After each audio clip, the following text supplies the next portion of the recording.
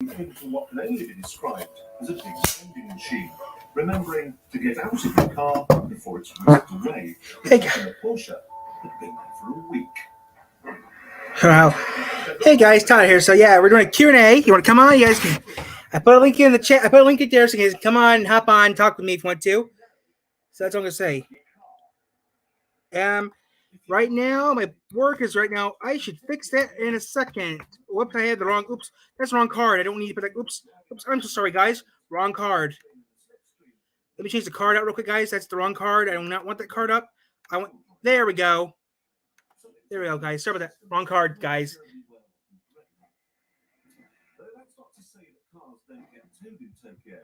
They do, by teams who redefine the concept of efficiency.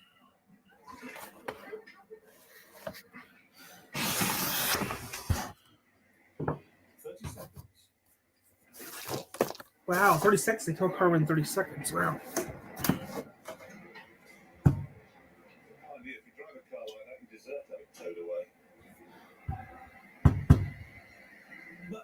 Don't fart. What's so different about the system in Tokyo? I mean, let's face it, they take cars away all over the world. Well, I'll tell you what's different about the system here. This is. So, the guy comes back, there's his number plate, that says Shinjuku Police Department, and that is where it's been towed to. Now, he's got to go spend the best part of half a day getting it back. It's going to cost him $180. But it was a works van, right? The company that sent him here is looking at £1,000 fine. $1,000 fine, guys. Gets washed away. Well, that's presumably also looking at the world's hardest ever game of hide and seek. So yeah, guys, it's a Q&A. I do these once in a while, so you guys are going to come on. Yes, click the link right there, and I'll talk to you guys. Thing is, though, guys, this camera is reversed, so when I point this way, it points the opposite way. So this camera is reversed. I don't like it that much, but still, it does its job. So yeah, you guys want to ask me a question, put in the chat, and I'll answer it. I'm also right now making dinner. Tyler, it's 2 o'clock. I eat dinner too. I eat dinner here at the house. We eat dinner pretty early. But yeah, guys, the Q&A. If you guys want to ask me a question, put it in the chat, or if you want to come on here, okay. You guys want to talk to me? Put some in the chat, or if you want to come on, click the link up there on top, guys, to talk to me. Down there's my P.O. box. So if you guys want to come on, want to send me something, there's my P.O. box too. So yeah.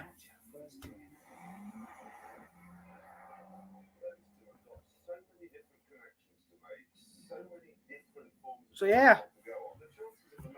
So you guys want to come on, you guys can. If you don't want to come on, I understand. I'm just gonna be on here for a little bit before I get off. Did I wear the cactus this month or not? Yeah, you did. Did you wear my cactus this month? Oh yeah, I did. Okay. So yeah. There's a red dot. I think that must mean you are here. Look, the ice skating man with the picnic table. Yeah, but that's a man on skis playing a harp next to it, which probably doesn't mean trade service. I want to adjust the scale on the sound. Yeah, needs to get her ass kicked out here. I need to eat something.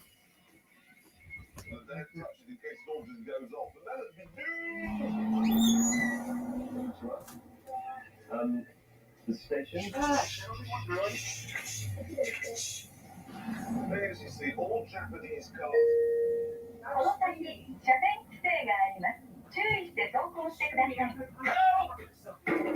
To deal with the language problems, we've all been given speaking translator machines, and at the station, we fired ours up. Ask for just say ticket. This isn't going to take long. He knows you want a ticket. It's a ticket. Oh, that's a good point. He's not going to assume you're asking for shoes. So that's wrong. Is this seat taken? How do I go back? You can't be different. Sorry. Now the road is opened up. Here we go.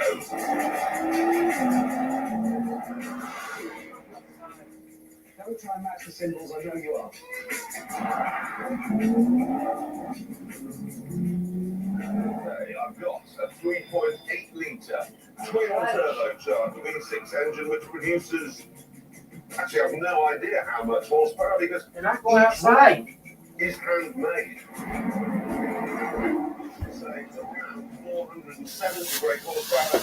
An American magazine tested the one they had that was producing 507 horsepower. Wow, 507. Wow. Something in black and white film. But the best thing about it is that each gearbox is tailored to work with a specific engine.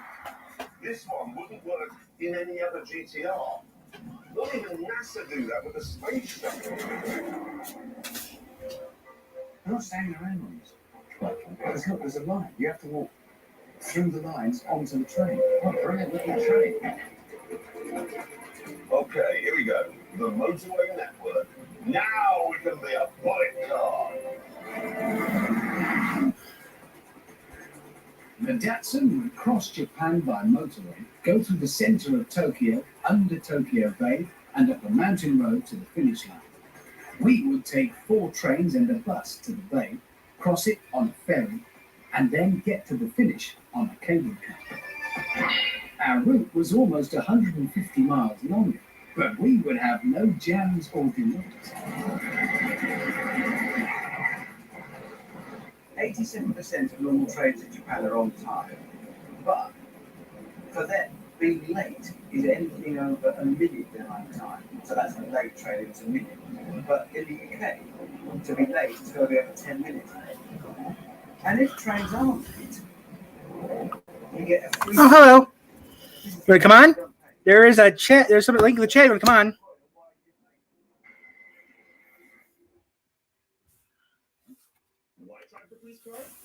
So yeah, guys, we're just killing time right now. It's a Q&A. You can ask me something, or you can come on. Up to you.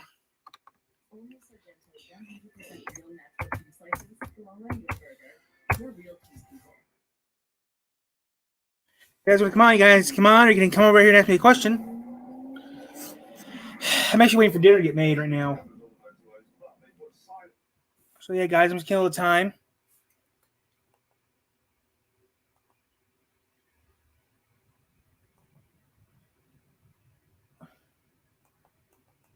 Some K's, not American.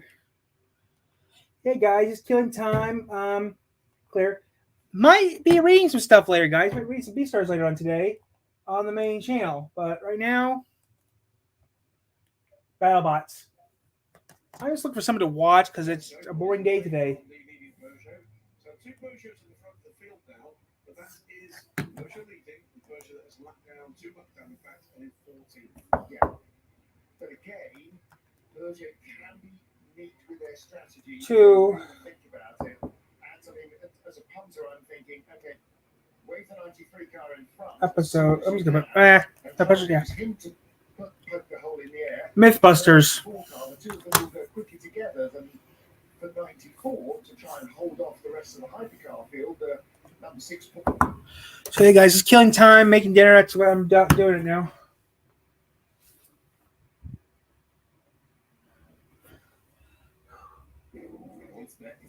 Wow. Anywhere, anytime. Dozens of slot and video poker game available.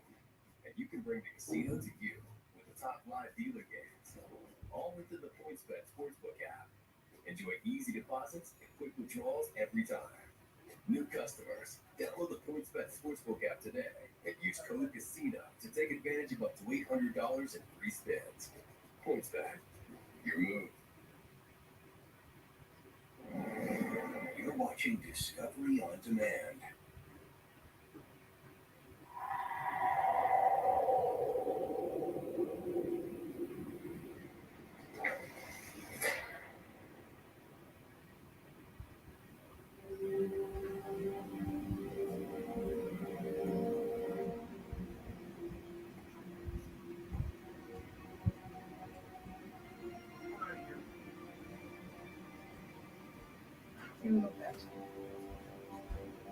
Hey guys, I'm here. Yeah, guys.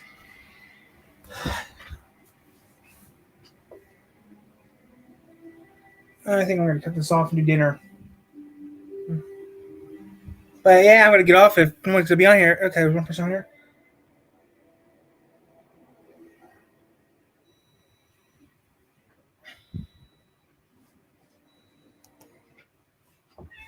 What?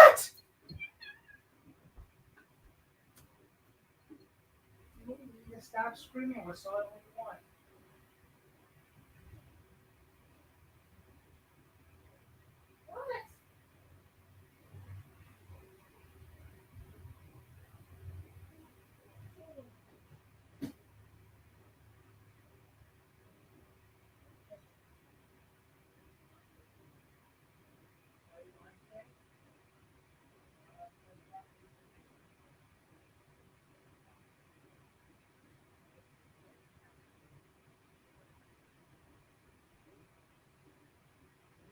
Today, so it's official tomorrow.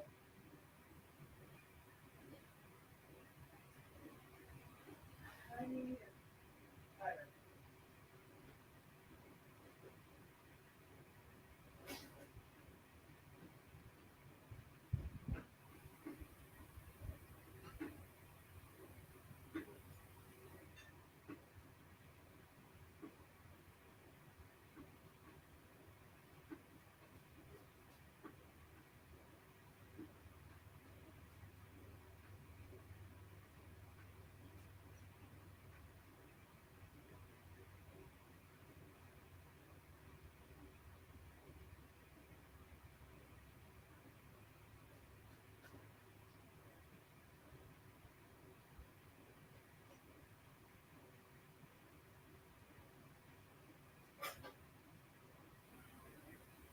Right, fix it, done.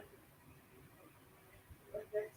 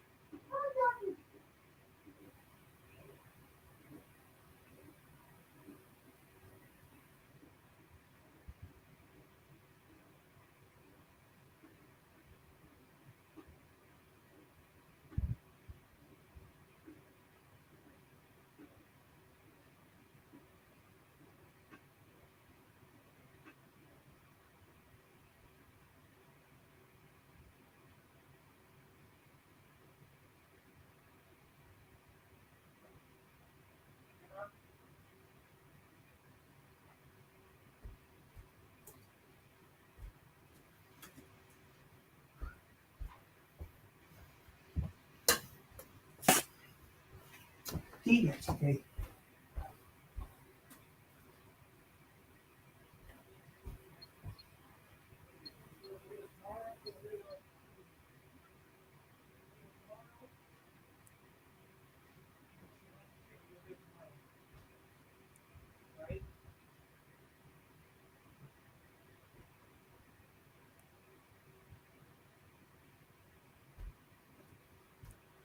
Okay, so I need to do that later on today. I'm gonna clean off the camera today, charge the battery, and get ready for tomorrow. That's all I really gotta do. Mm. Mm-hmm.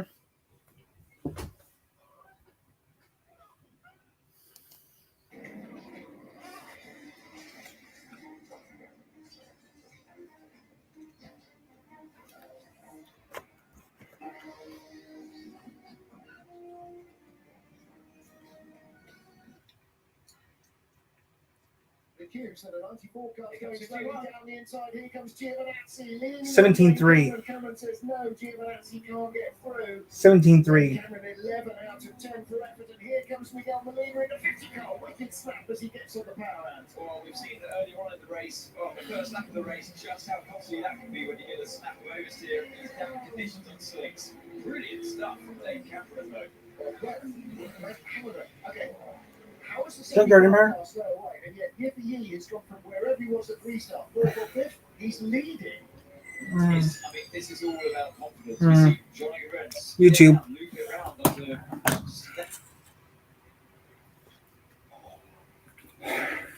Yeah.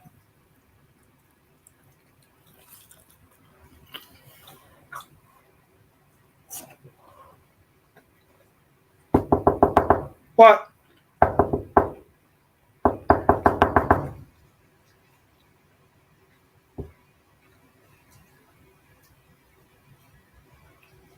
Whatever car.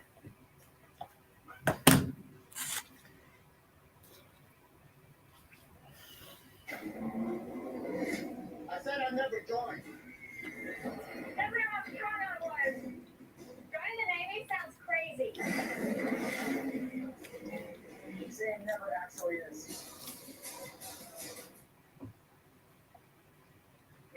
This is Sadie. She's on Verizon, and she's got the new My Plan, so she gets exactly what she wants and only pays for what she needs. She picks her perks and saves on every one. Make your move to My Plan, starting at just $25 when you bring your phones. It's your Verizon.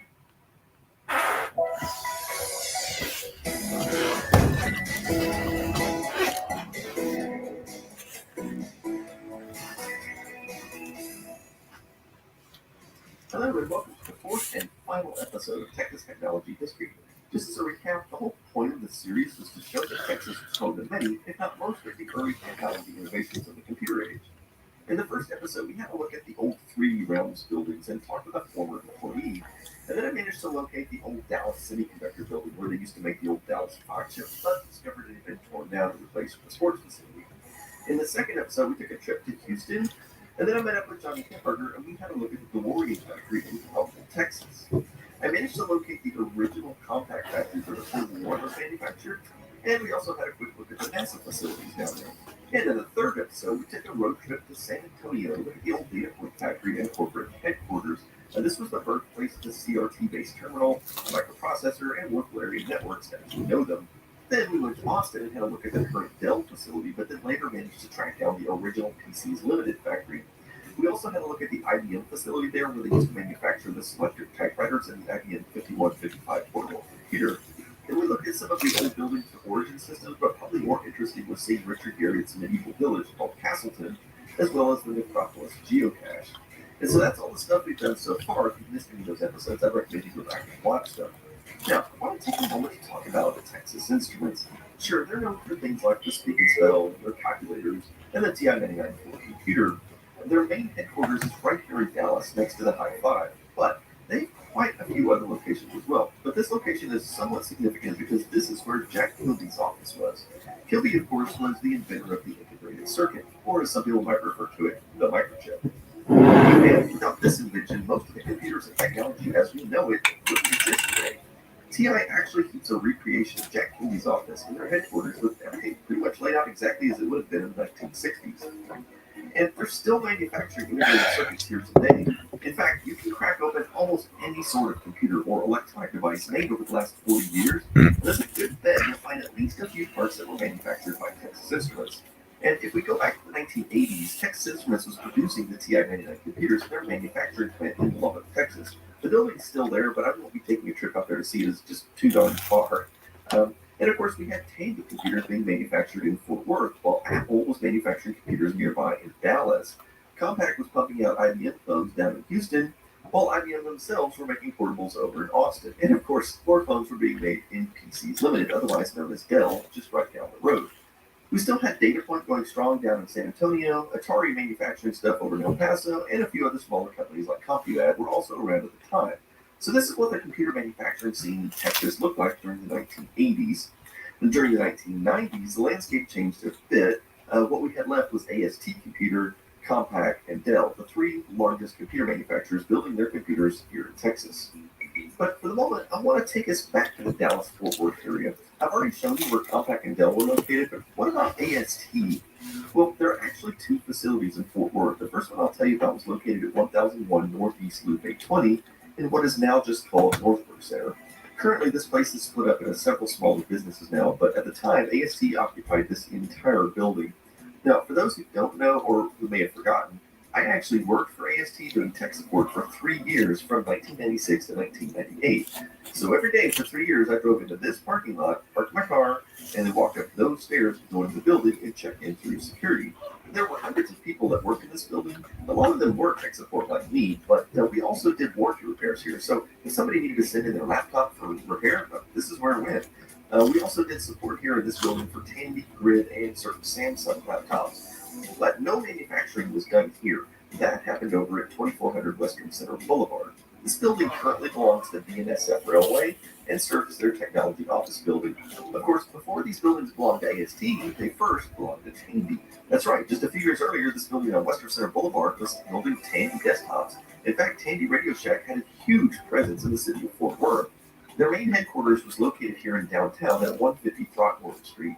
And to top it off, they even had an entire shopping mall called the Tandy Center, which was also located right in downtown. It was a pretty nice place with a great food court and an ice skating rink in the center. In fact, it was one of the very few places one could go ice skating in this area back in the 1970s and 80s. They even had a dedicated little subway system that serviced the Tandy Center to a nearby parking area. This is the only subway that has ever existed in the Dallas-Fort Worth area, and it's the only privately owned subway ever in the United States. Looking at this original photo from the late 1970s, you can see the shopping mall portion right here, and of course, 2 towers on either side, which was Radio Shack headquarters. Unfortunately, the Tandy Center Mall was demolished in 2011, and of course, Tandy Corporation has long since bankrupt. What remains today are the 2 twin towers with a parking garage down the middle, and of course this building over here, which used to be Tandy Corporation Data Center. Now this building is actually owned by Tarrant County and used for county businesses such as permits and stuff like that. Of course, AST wasn't the only large tech support facility in the area. There was also Microsoft. There are actually 3 different locations. The first one we'll talk about is the support center located at 1321 Greenway Drive. This was often referred to employees as the location, probably because right behind the building is Canal. I mean, I guess that makes sense, right? Okay, so I'm standing in front of what used to be Microsoft tech support back in the 1990s. They would have done tech support here for Windows 95, and Front Page, and Office, and other types of consumer games like Flight Simulator and things like that. The building is currently owned by somebody called Prime Source. I don't even know what they do here, but yeah, if you ever call Microsoft tech support, this is where you probably talk to. The other location was at 1212 Corporate Drive. This was referred to as the Hilltop location by employees. Okay, so I'm standing here in front of the second office location for Microsoft that was used back in the day. And this particular office was run concurrently with the Canal building we talked about just a little bit earlier. This particular one's where they did all the support for like the business products like Microsoft Windows NT and SQL Server and Exchange and stuff like that. What I've been told by some former employees that used to work here is that they were actually really glad to move out of this building because it had constant problems like sewage and water leakage and stuff like that. And of course, there's the current Microsoft facility located at 7000 State Highway 161. So I'm actually standing in front of the current Microsoft facility. Now, what they did is they actually merged both of the old facilities into these 2 enormous buildings here. This is actually where they do tech support for both consumer and enterprise products now. So if you call Microsoft tech support, there's a good chance you're going to be talking to somebody in one of these buildings. One thing I found particularly bizarre is the posted speed limit of 9 miles per hour in all of the parking lots. I mean, how did they determine that 9 miles per hour was just the right number? So, moving away from software and back to hardware for a moment, let's have a look at the old Cyrix building, which currently sits abandoned. It's located at 2703 North Central Expressway.